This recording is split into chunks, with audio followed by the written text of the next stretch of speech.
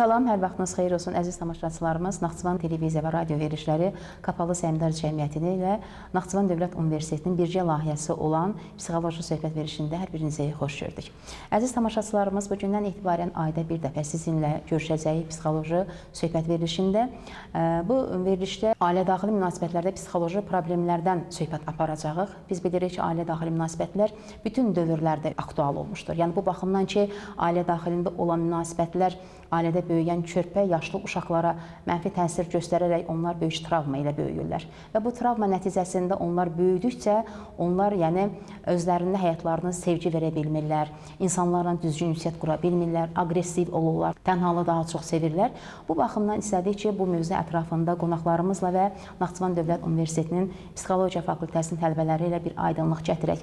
Unutmayaq ki, pedaqoqlarımızın gözəl bir fikri vardı. Deyirlər ki, körpə uşağın beyni ağ vərəqdir. Nə yazılarsa, o şəkildə də o həyatını davam etdirir. Ona görə də ailə-daxili münasibətlərdə ata, ana hər zaman ehtiyatlı olmalıdırlar ki, o beyinə, ağ vərəqə düzgün notlar yazılsın. Yəni, onlar böyüdükcə onlar o travma ilə yaşamasınlar. Çünki unutmayaq ki, hər bir cəmiyyətdə böyüyən övlad bizim gələcəyimizdir, cəmiyyətimizin sabahıdır. Onlar hansısa bir vəzifə daşıyacaq, hansısa bir ailənin xanımı və yaxud da bəyi olacaqlar. Ona görə də ailə-daxili münasibətlərdə ata, ana mütləq diqqətli olmalı. Söz-söhbət yaranarsa, onlar elə bir təhlükdə o məsələləri həll etməlidirlər ki, uşaqların həyatında mənfi iz buraxmasın. Elə isə söhbətimizi uzatmadan verilişimizin qonaqlarına mən sizə təqdim edirəm.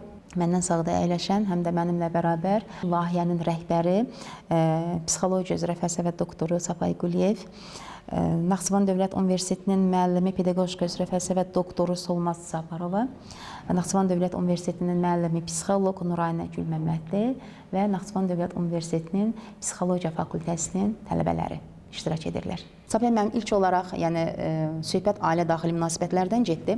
Yəni, hər birimiz ailədə böyüyürük və hər birimiz bir ailə sahibiyik. Yəni, ailədə övladlar tərbiyə edirik. Bu övladlar isə böyüyür, belə gənclər olurlar.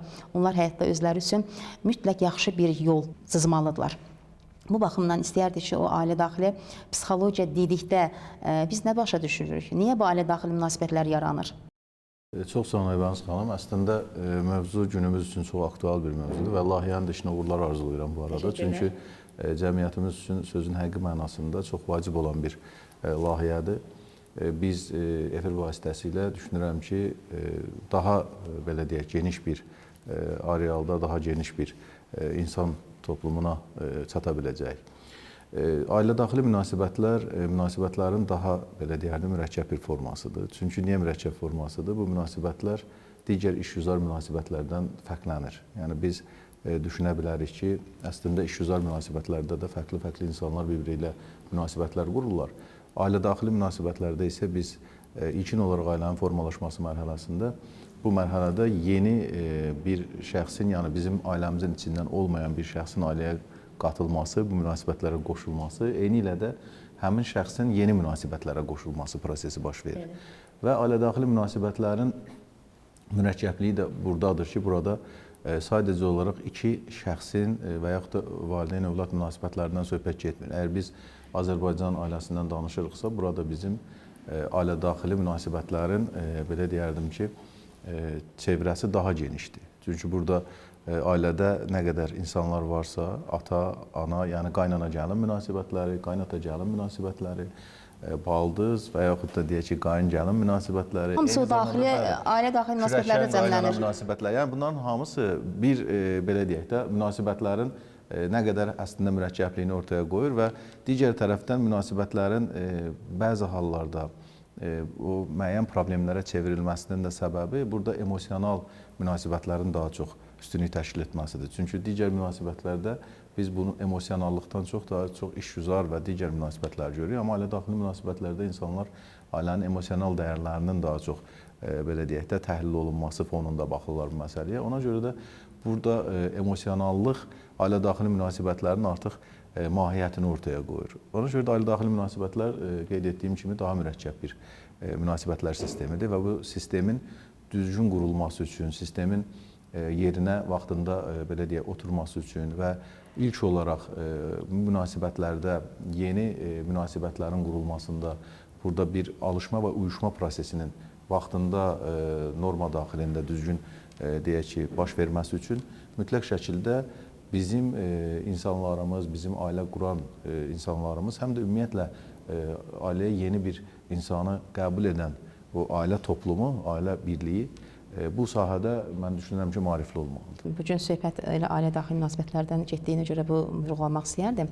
Amma mənim fikrimcə elə bilirəm ki, yəni hər iki gəncin nicahdan əvvəl o ailələrinin bir tanışlığı, birilərinə söhbət etmələri, onların bir ailələrinə daxil olmaq, istər qız tərəf, istər oğlan tərəf, onlar mən eləcə məqsədə uyğun sayıla bilər ki, daha bəlkə də gələcəkdə o gənclərin yaxşı mütəşəkkil, yəni davamlı, köklü bir ailə olmasına gətirib çıxara bilər mənim. Bizim onsuz da adət-ənənələrimizdə, ümumiyyətlə bu ailə ilə bağlı proseslərdə belə hallar vardı ki, öncədən tanışlıq, sonra bir müddət nişanlılıq mərhələsi. Əslində bu elə ilkin o tanışlıq və alışma-uyuşma mərhələsinin ilkin mərhələsi kimi qiymətləndirilə bilər və bu prosesdə təbii ki, daha yaxından bir-birini tanıma çox önəmlidir.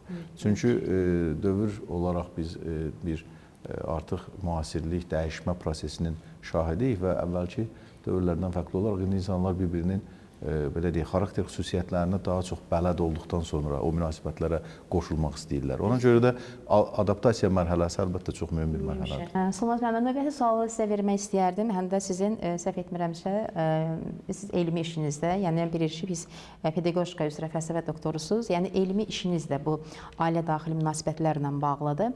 İstərdim bu müasir dövrdə ailələrin sosial və pedaqoji problemlərindən söhbət açaq.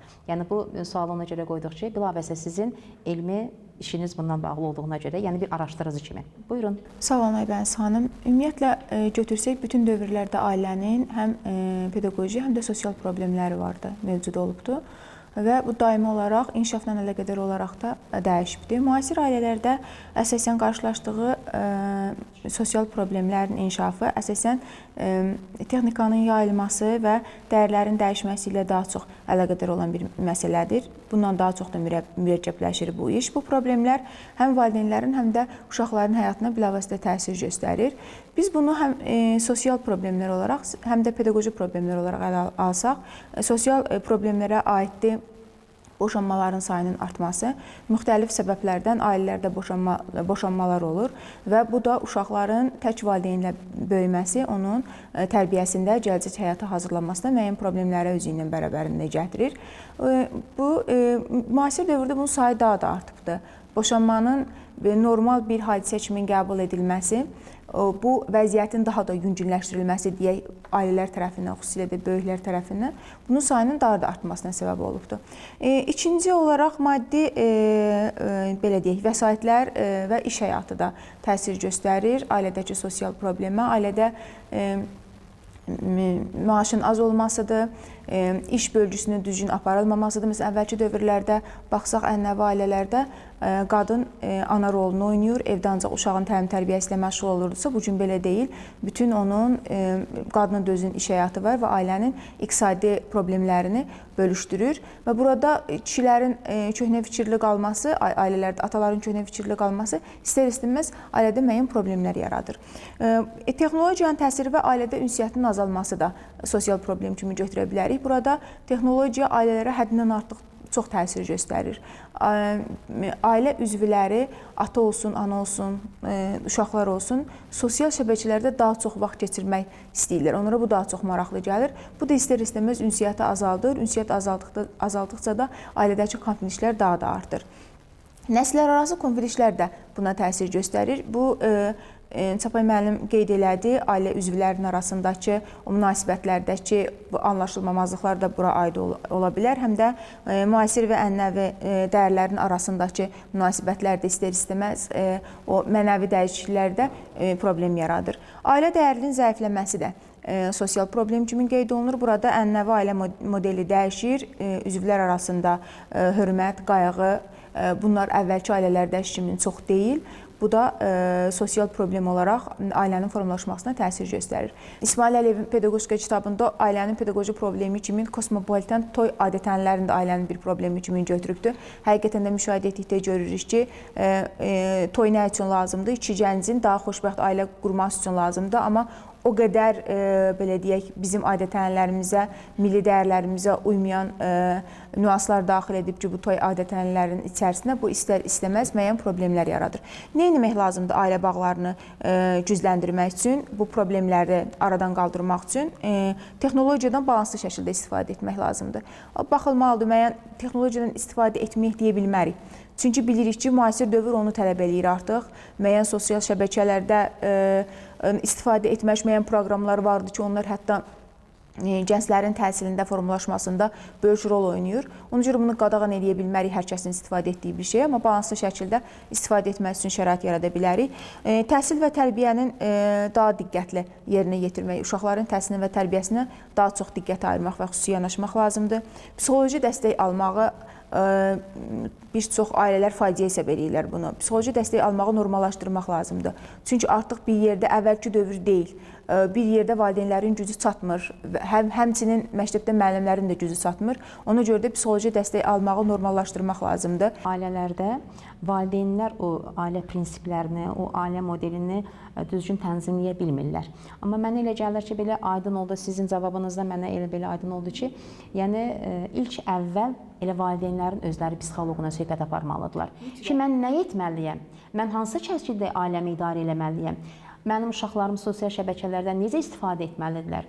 Mən ailəmi necə yönləndirməliyəm? Ailə münasibətlərində sizlər mənə kömək edin. Yaxşı bir məqam aydınlıq gətirdiniz. Dediniz ki, bu günləri cəmiyyətimizdə belə bir fikir yaranıb ki, psixoloq yanına gedən, istər ailə olsun, istər gənc olsun, uşaq olsun, yəqin bu xəstədir. Yox, xəstə deyil. Əksinə, elə getməməyin özü bir xəstəlikdir. Amma mən elə gəlir ki, psixoloqların yanlarına getmək, onlardan həm söhbət olmaq, fikirlərini bölüşmək, heç də burada bir şey yoxdur. Biz bunun hamısını real yaşadığımız müasir dövrlə əlaqələndirməliyik. O baxımdan, yəni çəkinmədən, utanmadan hansısa bir mütəxəssisə, söhbət burada mütəxəssisdən gedir ki, yəni onun sırf ixtisası da, elmi işi də, elmi dərəcəsi də, yəni psixoloq olmalıdır ki, sən ona müraciət edə biləsən ki, o aldığı dərsdən sənə bir köməklik göstərə bilsin.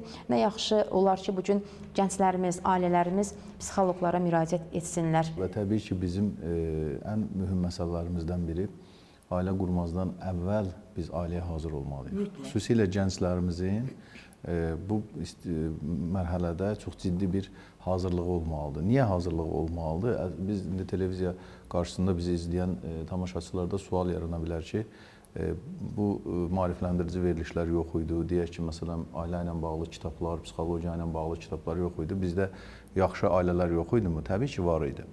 Bizim çox yaxşı ailə dəyərlərimiz var və bu müəyyən mənada artıq cəmiyyətdə yazılmamış qanunlar sistemidir və o etalonlar ailəni tənzimləyir. Amma burada bir xüsusi məqama diqqət yetirməliyik ki, 40 il bundan əvvəl, 50 il bundan əvvəl ki, belə deyək də, o ailə modeli, ailə düşüncəsi müasir dövrümüzün bu çoxlu təsir amilləri şəraitində müəyyən mənada öz effektivliyini itirir. Yəni, nə mənada itirir? Çünki o dövrdə deyək ki, vahid bir sistem var idi, qapalı bir cəmiyyət var idi. Bu qədər deyək ki, Solmaz müəllimənin də saydığı və sizin də qeyd etdiyiniz məsələlər yox idi və təsir amilləri az olduğu üçün bizim deyək ki, atadan, babadan gördüklərimiz müəyyən mənada o nümunəvi təsir məsələləri bizə kifayət edirdi ki, biz ailəmizi idarə edə bilək, formalaşdıra bilək. Amma hal-hazırki dövrdə biz səmimi etiraf etməliyik ki, o qədər çoxlu təsir amilləri şəraitində yaşayırıq ki və bunların hər biri bizim həm gördüyümüz, bildiyimiz tərəflərdən, həm də bilmədiyimiz, dərk edə bilmədiyimiz və görmədiyimiz tərəflərdən bizim münasibətlərimizə, bizim ümumiyyətlə ailə dəyərlərimizə çox ciddi şəkildə təsir göstərir. Söhbət ailə daxili münasibətlərdən gedir, orada uşaqlardan söhbət gedir ki, hər bir uşaq bir ailənin güzgüsüdür deyirlər. Amma pedaqoqlarımız da, hətta Məhəmməd Peyğəmbər əleyhissalam da belə buyurur ki, uşaqlarınızı sevin. Uşaqlarınıza sevgi verin, uşaqlarınızı bağrınıza basın, onlara məhəbbət verin, sevgi verin, güc verin. O övlad ki, atadan, anadan sevgi alırsa, bağrına basıb, mənim balam deyirsə, o uşaq artıq özündə güvən yaranır. O uşaqda artıq həyata inam yaranır. Atdığı addımın arxasında bir atasının, anasının olduğunu hiss edir. Amma bəzi ailələr vardır ki, o ata-ana sevgisindən bu gün uşaqlarımız məhrumdurlar. Gənc psixoloq müəllimimizə, Nurayna xanıma, uşaqların psixologiyasına necə təsir edir? Ailədə baş verən bu böhranlar. Emosional bağ düzgün qurulmur ailələrdə hal-hazırda. Uşaqlarla valideynlər arasında emosional bağ, uşaqların özünü güvənli mühitdə hiss etməsi əsas amillərdən biridir. Bunun da əsas faktoru ailə-daxili münasibətlərin düzgün tənzimlənməsindədir. Ailə-daxili münasibətlərin düzgün tənzimlənməsi uşaq psixologiyasına ciddi şəkildə təsir göstərir. Nəinki psixoloji inkişafına, sosial ünsiyyət sferasına, onun məktəb uğurlarına, onun gələcəkdə hətta quracağı emosional münasibətlərə ciddi şəkildə təsir göstərir. Ümumiyyətlə, ailə-daxili münasibətlər, böhranlar dediyimizdə bəs biz nə nəzərdə tuturuq? Bu böhranlara bir çox amillər təsir göstərə bilər. Əsas faktor iqtisadi amillərdir. Ailənin kifayət qədər stabil gəlirinin olmaması, evinin olmaması, işinin hətta olmaması bir çox iqtisadi amillər təsir göstərə bilər. Və yaxud da ki, ər və arvad arasında ortaq maraqların olmaması, onlar arasında anlaşılmazlıq yaratması, ailədə uzun sürən xəstəliklərin olması bir çox amillər təsir göstərə bilər ailə-daxili münasibətlərdə. Bu anlaşılmazlıqların yaşanması və artıq onların idarə edilə bilməməsi ailə-daxili böhranlar yaradır. Bu ailə-daxili böhranlar dediyimiz kimi uşaqların psixologiyasına ciddi şəkildə təsir göstərir. Psixoloqa müraciət edə bilirlər. Bu problemlərə aid ola bilər ki, motor və vokal tiklər, kəkələmə, özgüvən əksikliyi, qarşı olma, qarşı gəlmə pozuntusu, bir çox davranış problemləri, enurez, enkaprez, bir çox problemlər, artıq psixoloji problemlər uşaqda müşahidə edirlər və müşahidə edirlər, gətirirlər psixoloqa. Biz ilk zaman dəyərləndirmə aparırıq uşaqla. Anamnez formu doldururuq və bu anamnez formunda var, orada qeyd olunur, ailə-daxili münasibətləri araşdırırıq biz. Araşdırdığımız zaman orada qeyd olunur ki, ailə hansı modeldən istifadə edir, ailənin uşağa qarşı tutumu necədir, ailədə böhranlı vəziyyət varmı, yoxmu, ziddiyyət varmı və təəssüflər olsun ki, çox vaxt müşahidə edirik ki, məhz uşaqdakı psixoloji problemlər ailə-daxili münasibətlərdən qaynaqlanır. Bu zaman nə edirik? Mütləq şəkildə seanslarla paralel olaraq ailə ilə maarifləndirici görüşlər təşkil edirik. Maarifləndirici görüşlərdə ailədəki hansı obrazlar varsa, nənə, baba, ata-ana mütləq şəkildə iştirak eləməlidirlər. Bu görüşlər təşkil olunmazsa biz istədiyimiz nəticəni təəssüf olsun ki, ala bilmirik. Valideynə də bunu etik şəkildə izah edirik. Bu görüşlərimizi aparırıq. Apardıqdan sonra isə mütləq şəkildə ailə daxili tənzimləmələr, münasibətlər də getməlidir. Bu tənzimləmələr zamanı hansı amillər təsir göstərir bu tənzimləmələrə? Məsələn, hər iki fərdin, ərin də arvadın duyğusal, emosional olaraq IQ-lərinin yüksək olması, yəni öz duyğularını analiz eləməyi bacarması, anlaması və onu idarə eləməyi bacarması. Təəssüflər olsun ki, biz seanslar zamanı görürük ki, yetkin bir şəxsiyyətdir, amma hələ öz duyğularını anlayıb idarə eləməyi bacarmır. Hər iki şəkil bir-birinə qarşı açıq ünsiyyətdə olmalıdır. Bir-birləri ilə danışmağı bacarmalıdır, bir-birlərini dinləməyi və onlar arasında empatiya qurma bacarığı olmalıdır. Daha sonra ailə digər insanlara qarşı öz daxilində də öz sərhədlərini müəyyənləşdirməlidir. Və nəticə olaraq da ailə terapistinə, bir mütəxəssisinə mütləq şəkildə müraciət eləməlidirlər ki, ailə münasibətləri mütləq şəkildə tənzimlənsin. Gələcəyimiz olan gənclərimizə də bir üz tutaq, onların da bir suallarını alaq görək. Onlar nə demək istəyirlər, hansı suallar vermək istəyirlər? Mənim sualım bundan ibarət olacaq ki, deməli, ailədə istər qadın, istər kişi, belə deyək ki, işləyir, müasir dövrdə yaşayırıq. Bu barədə qadının həm də kişinin məvacibi üstündə, həmçinin qadın və kişi arasında ailə üzərində qərar qəbul etmədə dominantlıq arasında bir münaqişə olur da. Yəni, kişi mi ailədə dominant olsun, yoxsa qadın mı? Əslində, biz ailələrə nəzər salsaq görərik ki, bəzi ailələrdə biz kişi dominantlığının üstünlük təşkil etdiyini müşahidə edirik. Bəzi ailələrdə xanım dominantlığının, qadın dominantlığının.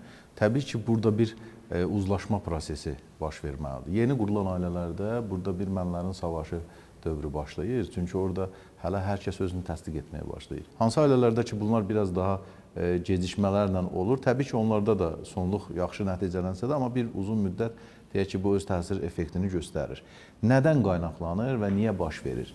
Bu, həmişə olacaq bir prosesdir. Sadəcə bizim burada yenə də ailənin büdcəsinin bir nəfər tərəfindən əsas idarə olunmasına diqqət eləməliyik. Çünki burada vahidlik, tamlıq olmayanda bizi dinləyən tamaşaçılar da yəqin ki, bu məsələdə bizimlə razılaşarlar. Yəni burada bəylərimiz də biraz tolerant olmalıdırlar, mən düşünürəm ki, və münasibətlərdə artıq o köhnə stereotipləri qırmağı bacarmalıdırlar. Ən əsası o köhnə stereotiplərdir. Buna xüsusi indi növbəti mərhələlərdə toxunarıq. Yəni ən əsası o köhnə stereotiplərdir. Onları qırmağı bacarmalıyıq. Bir fikir bildirmək istəyərdim. Unutmayaq ki, hər bir güclü kişinin arxasında ağıllı bir qadın olmalıdır ki, o ailənin bünövrəsi möhkəm olsun. Çünki qadın, düzdür, qadın həmişə deyirlər zəif məxluqdur. Amma zəif deyil, güclüdür. Ən güclü qadındır ki, ailəni idarə edir, dünyaya övlad bəxş edir və yeri gələndə hətta öz sözünü deməyi bacarır və o ailənin təməlinin möhkəmlənməsində elə bilirəm ən çox güzəştə gedəndə ağıllı xanımlar olur ki, orada yaxşı övladlar böyüyür. Növbəti suala keçək. Mənə görə istər keçmiş, istərsə də müasir dövrdə ailədə xoşbəxtlik faktoru çox böyük rol oynayır. Bəs sizə görə ideal ailənin xoşbəxtlik formulu nədir? Mən bu suala belə bir cavab verərdim ki, ümumiyyətlə hər kəs ailə quranda daim xoşbəxt olmağa əsas amil kimi götürür. Bunun çox səbəbləri var. Müasir dövrdə də hətta daha çoxdur. Biz elə düşünürük ki, maddi vəziyyətin yaxşı olması bizi daha çox xoşbəxt eləyər. İlk ailə quran anan da gənclərin çoxsu elə düşünür. Mən bu barədə sorğu aparmışam, elə düşünürlər, amma bu belə deyil. Burada əsas lazımdır sevgi. Həmişə belə deyirik, sevgi bir yerdən sonra bitir. O hörməti gözləmək lazımdır. O bir pərdə var, o pərdəni gözləmək lazımdır, qorumaq lazımdır. Əgər ailə üzvlərinin, gənc ailə quran şəxslərin bir-birinə hörməti vardısa, istər-istəməz bir-birlərinə daha çox güzəşt gedəcəklər, bir-birlərini daha çox anlayacaqlar və bu daha möhkəm sevgi bağlarının qurulmasına səbəb olacaq. Sonra ünsiyyət və anlaşıqlıq. Mütləq ünsiyyət yaratmağa bacarmalıdırlar. Bir-birlərindən öz fikirlərini, problemlərini, sevinclərini, kədərlərini bölüşdürməyi bacarmalıdırlar. Bundan da yanaşı, həm də ona qarşındakı hər hansısa bir problemini mənə deyirsə, mən ona yanaşma tərzimdə düzgün olmalıdır ki, ona elə bir, belə deyək, motivasiya verməliyim ki, daimi olsun bu.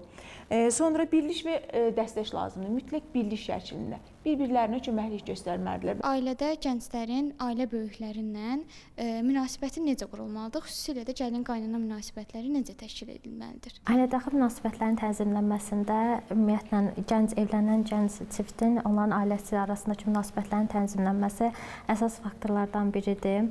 Mütləq şəkildə gənc ailə öz ailələri ilə də münasibətləri düzgün şəkildə qurmalıdırlar. Buna təsir edən bir çox faktorlar ola bilər günümüzdəki dövrümüzdə.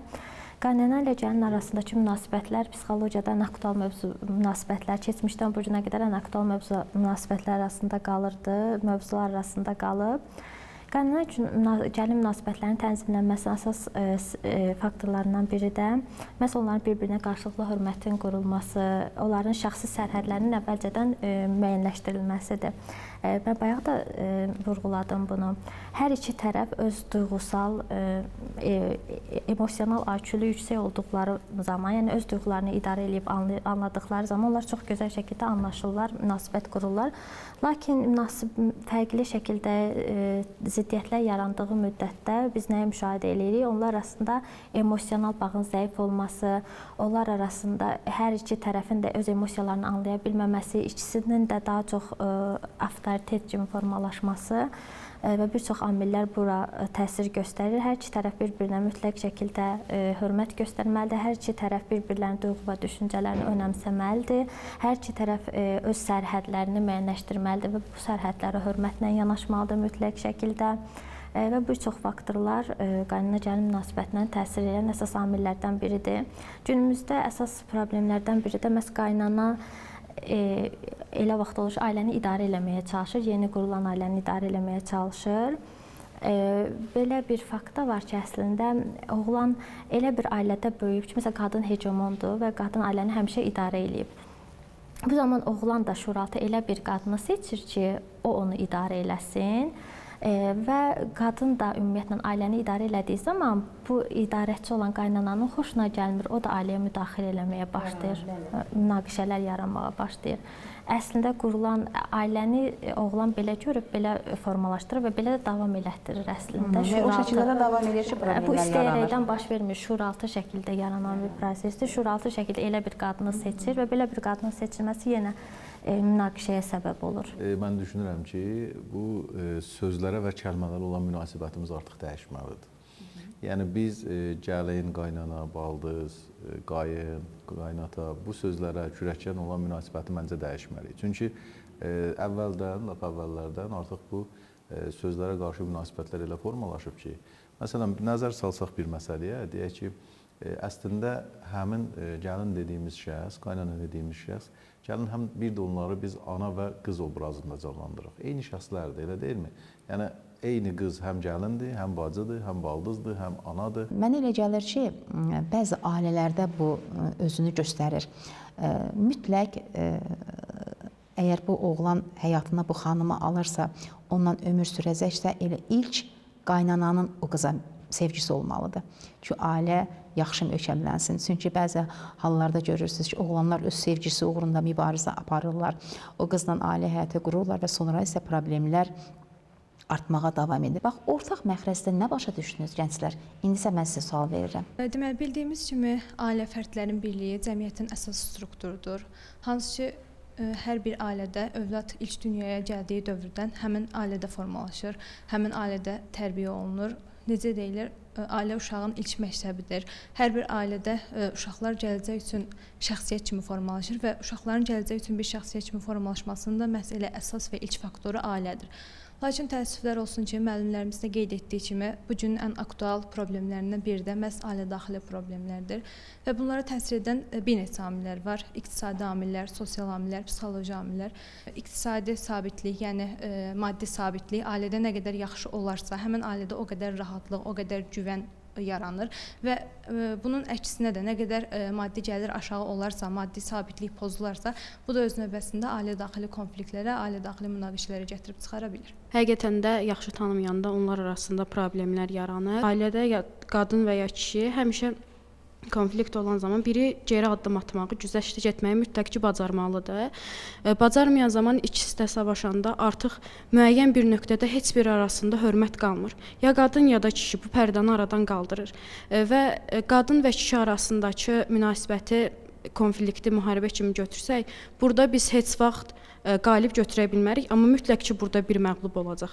Onlar müəyyən bir ya kişinin valideyni, ya qadının valideyni, ya uşaq tərəfindən necəsə olsa barışacaqlar, amma o həmin konflikt anı, onların işlətdiyi söz həmişə onların yadında qalacaq. Danışıqlardan çıxartdığım nəticə və düşüncəm o yöndədir ki, ailə daxili münasibətlərin düzgün qurulması üçün tərəflərin düşüncə tərzləri, dünya görüşləri, xarakterləri, temperamentləri üst-üstə düşməlidir. Yəni, məsələn, demokratik bir mühitdə böyümüş bir qız mühafizəkar bir ailəyə gəlin gedirsə, o zaman artıq öz hərəkətlərini məhdudlaşdırmaq məcburiyyətində qalır. Eyni zamanda bu ailə daxilində uşaqların da psixologiyasına mütləq ki, təsir eləyir. Aybəniz xanım, gənclərimiz çox maraqlı fikirlər səsləndirdilər və bu, mən səmimi desəm, onların sadəcə bu prosesi necə anlamaları ilə deyil, həm də bu sahədə ixtisaslı təhsil almaları ilə bağlıdır. Çünki həm onlar bu sahədə araşdırmalar aparırlar o aldıqları dərslər çərçivəsində, eyni zamanda da mütəxəssislərdən aldıqları dərslər artıq onlara bu istiqamətdə psixoloji, pedaqoji baxımdan ailəni təhlil etmə imkanları verir və bu baxımdan mən gənclərimizi təbrik edirəm. Və düşünürəm ki, bugün bizim bu yanaşmamız, gənclərimizin bugün yanaşması və eyni zamanda məsələlərdən, qoyulan mövzulardan, çıxışlardan ailə çox böyük bir, dərin bir, belə deyərdim, mühitdir, münasibətlər sistemidir və onu təbii ki, biz bir veriliş çərçivəsində tam əhatə edib təhlil etmə çətindir. Ona görə də növbəti mərhələlərdə düşünürəm ki, məhz gənclərimizin də fikirlərindən, verdiyi suallardan yola çıxaraq biz daha fərqli aspektlərdə məsələyə yanaşa bilərik, münasibət bildirə bilərik. Biz bir veriliş çərçivəsində ailənin problemlərini təbii ki, dinləyərək bəlkə də həll edib tapa bilməyəcək, amma maariflənsək, məsləhət alsaq, ixtisaslaşsaq daha yaxşı olar. Və bir də bir məsələyə toxunum ki, əvvəllər bizim orta məktəblərimizdə ailə adlı bir dərslik tədris olunurdu. Bu düzdür, həmin dərslik olmasa da, amma müəllifləri eyni deməli şəxslər olan, deməli Əbdül Əlizadə və Akif Abbasov olan deməli dərsliklər tədris olunurdu və 9-cu sinif deməli 9-cu sinifdən başlayırdı o dərslik tədris olunmağa məktəblərdə, fən kimi tədris olunurdu və bu uşaqlıq dövründən ailənin həm belə deyək, ailə funksiyaları olan, həm orada tərbiyəvi funksiyanın, həm emosional funksiyanın, həm deyək ki, iqtisadi, sosial bayaqdan qeyd etdiyimiz o iqtisadi funksiyanın bütün bu tərəflərin aşağı yaşlardan hələ uşaqlara doğru təlqin olunmasını göstərirdi. Unutmayaq ki, ailə kiçik bir cəmiyyətdir, hətta onu dövlət adlandırırlar. Çünki o kiçik bir dövlətdə yaranan, böyüyən uşaqlar gələcəyin, söhbətimizin əvvəlində qeyd etdiyim kimi, gələcəyin yaxşı bir ziyalısı, yaxşı bir kadrı və ən əsası bir ailənin başçısı olacaqlar. Mən bugün hər birinizə, müəllimlərimizə, gənclərimizə özlərim minnətdarlığımı bildirirəm. Çox yaxşı fikirlər söylədiniz, yaxşı suallar verdiniz. Bizim psixoloqlarımız da çox yaxşı bir mütəxəssis olaraq onların, sizlərin suallarını cavablandırırlar. Mən sizin hər birinizə özlərim minnətdarlığımı bildirirəm. Əziz tamaşaçılarımız, psixoloji söhbət bugün öz vaxtını sona yetirir və ailələr daxili aparılan münasibətlərdə diqqətli olaq, qərarlı olaq. Çünki o evdə, o ailədə qərar verilirsə, yəni qərar elə bir şeydir, yəni ki, mühürlənir. Yəni o qərar düzgün verilərsə, o ailənin artıq mühürü vurulur. Çalışaq ki, vurulan mühür ailələrimizə xoşbəxtlik gətirsin, ailələrimizə sevinç gətirsin. Ən əsası, ailədə böyüyən balalarımıza xoşbəxtlik gətirsin. Mən sizinlə sağollaşıram. Sağ olun, sağlıqla qalın.